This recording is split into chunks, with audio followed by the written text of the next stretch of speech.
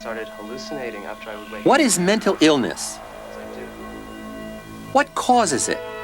Is it the result of early life experiences? Or is it caused by something in our genetic makeup?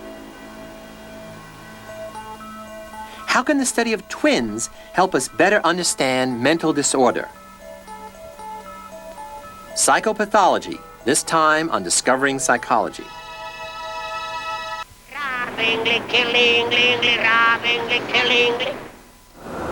That's good. Let's take that deep breath. That's good. We're going to have one more step. I don't think anybody can help me. Have you felt like this before?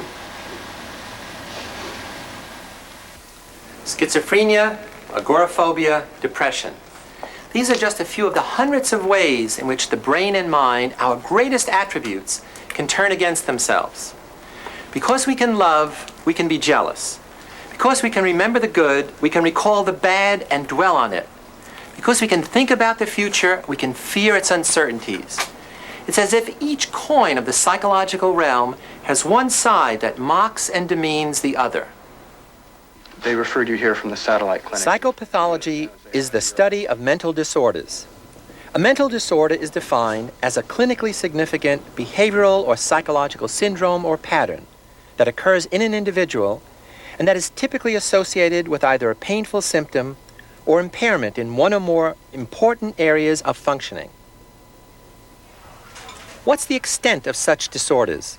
Several long-term studies reveal that about 1 out of every 5 Americans, 20%, suffer from some form of recently diagnosed mental disorder.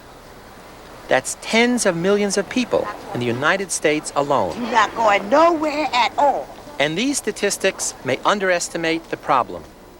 If we're going to help people with mental disorders, the first thing we have to do is identify them.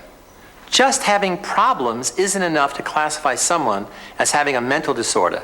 We all have problems. Instead, a person's functioning has to be clearly abnormal.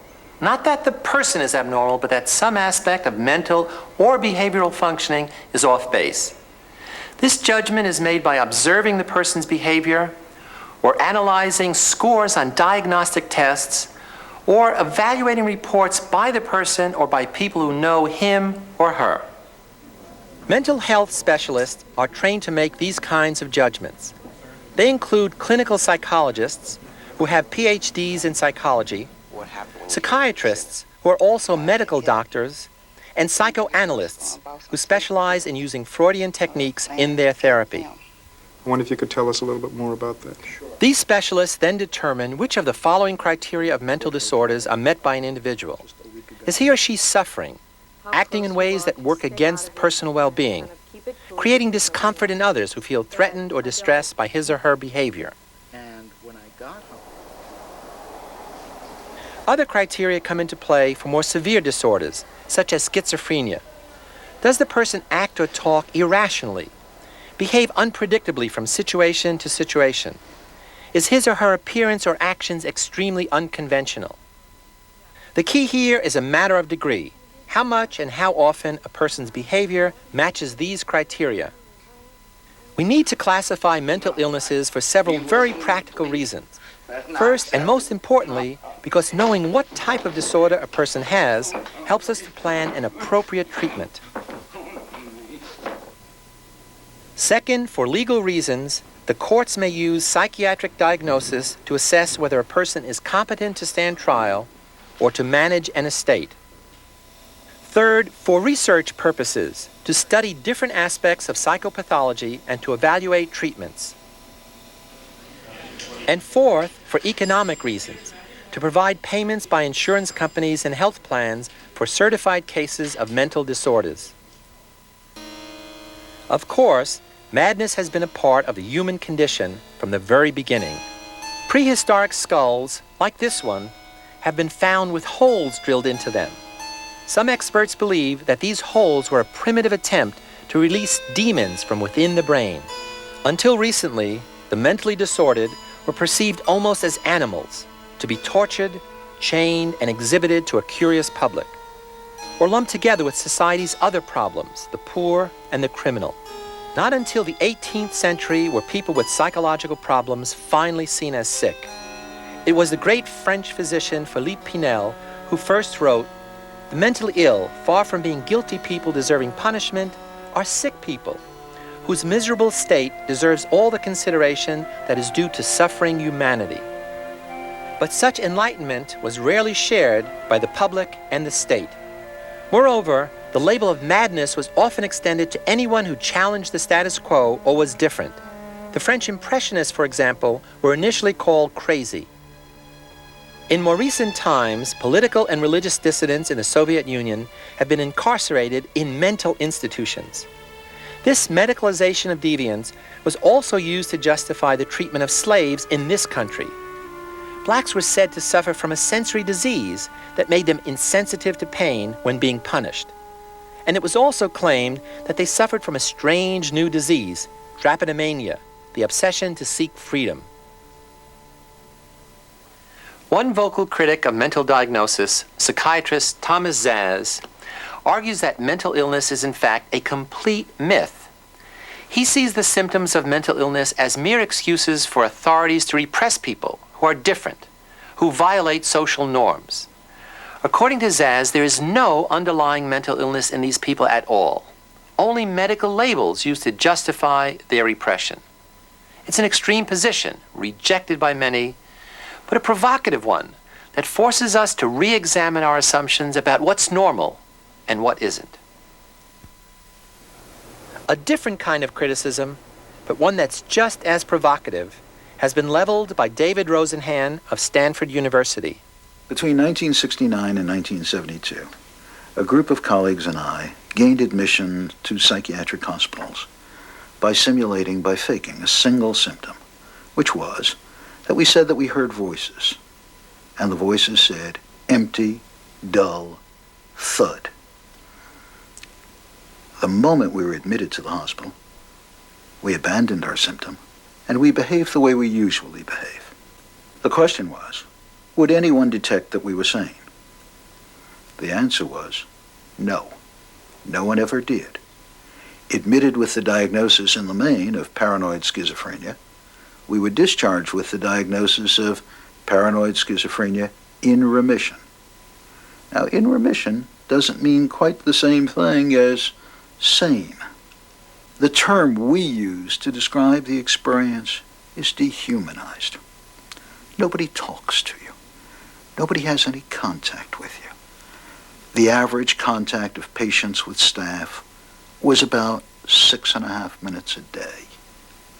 Nobody comes to visit. The first time I was in a psychiatric hospital, on an admissions ward with 41 men, my wife constituted 4 of the 7 visitors on a weekend. Psychiatric hospitals are storehouses for people in society whom you really don't want, whom you really don't understand, and for whom you've lost a great deal of sympathy. Staff need constantly to be reminded, and it's very hard to remind them. They are, after all, doing their best on the front end, but they need constantly to be reminded that the people who are their charges are not merely collections of symptoms. They are people with spouses, with children, with parents, with jobs, with mortgages and bills to pay, that they are, in the fullest sense of the word, very human and very unhappy. The lesson of David Rosenhan's experiment is that virtually anyone can be diagnosed as mentally ill, depending on the situation. But that doesn't mean that mental disorders are just figments of society's imagination. Far from it. There is real suffering involved. 3 of the major types of mental illness account for an estimated 25 million cases in the United States alone. They are anxiety disorders, such as phobias, affective disorders, in which the primary symptoms are disturbances in mood, such as depression or mania, and schizophrenic disorders. Anxiety disorders have 3 common features: physical symptoms of arousal, including increases in heart and respiration rates, dizziness and muscle tightness, feelings of tension, tremors, and shaking, and intense apprehension that something bad is about to happen. Our anxieties become phobias when we suffer from persistent and irrational fear of a specific situation or object, such as the fear of heights. This fear is totally out of proportion to the real danger. While some researchers think the disorder is organically based, Freud studied anxiety as one of the symptoms of neurosis.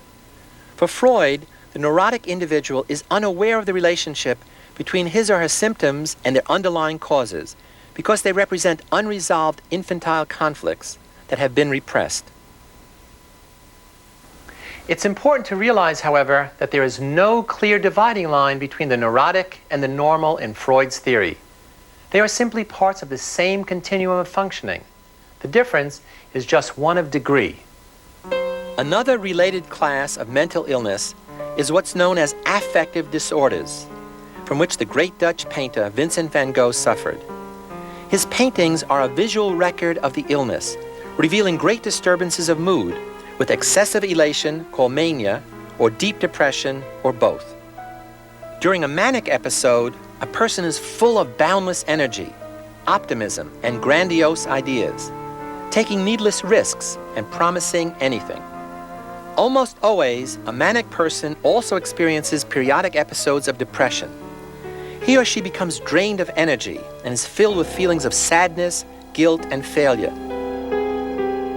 Depression has been characterized as the common cold of psychopathology. In its milder forms, it is experienced by almost everyone. When it becomes extreme and chronic, an individual may require drug therapy or hospitalization. The term neurosis is no longer used by psychologists and psychiatrists as a diagnostic category for affective disorders or chronic anxiety because it's considered too general and imprecise. On the other hand, it's a term that's generally understood by almost everyone in our society, which makes it especially useful in making the contrast between it and psychosis.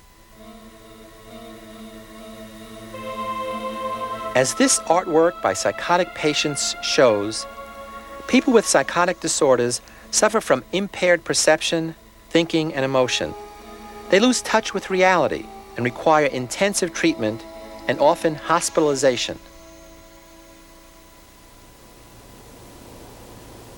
A major subclass of psychotic disorders is schizophrenia, full-blown madness.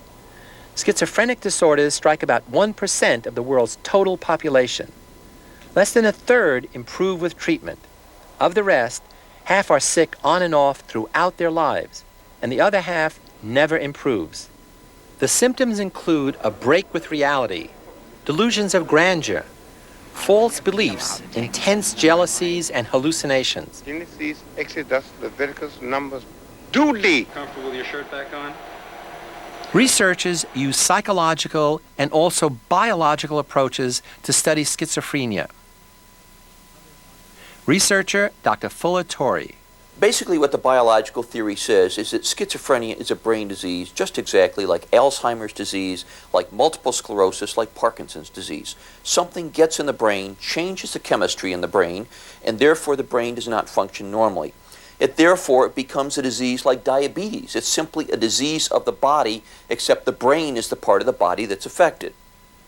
One biological factor that can predispose a person to mental illness is genetics. Genes that are passed on in some families can adversely affect parts of the nervous system. Abnormalities in the structure of the brain caused by tissue damage may also play a role in mental disorders, as may hormonal imbalances. It has been said that schizophrenia is the cancer of mental illness. Although a complete picture of what causes schizophrenia remains a puzzle, it is certainly one of the most profound illnesses treated by mental health professionals.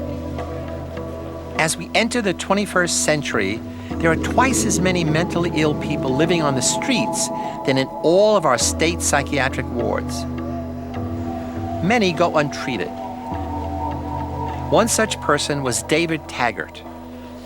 Living on the streets and in shelters of New York City, David was diagnosed as having a paranoid schizophrenic disorder. Attempting to secure newspapers. My income doesn't permit me to buy them. Considering the severity of his illness, he surprisingly agreed to have a camera crew follow him on his morning rounds at New York City's Pennsylvania Railroad Station. Continue to talk. This is not a photo op. Dave's habits. You got guys with long lenses and parabolic mics for that. Okay? No comment. Part of David's condition was his deep mistrust and rejection of any consistent help and medication from outreach programs. The program is saying in a de facto manner that I have to be on medication to get housing. I repeat, there's no real justification. David, let me ask. The FBI, all of this intense surveillance, could this be part of an illness that you have? Nice try.